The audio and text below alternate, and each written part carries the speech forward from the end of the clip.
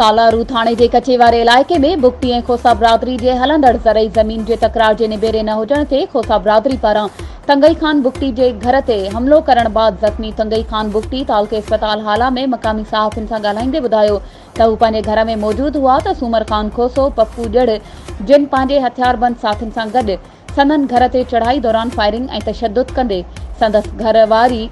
ज़ैनी बुगटी ॿिनि पुटनि जुमो ऐं नासिर बुगटी खे शदीद ज़ख़्मी कंदे खेनि संदन ज़रई ज़मीन तां हथ न खणण जी सूरत में संदन पूरे ख़ानदान के जान खां मारण जूं धमकियूं ॾींदे फरार थी विया।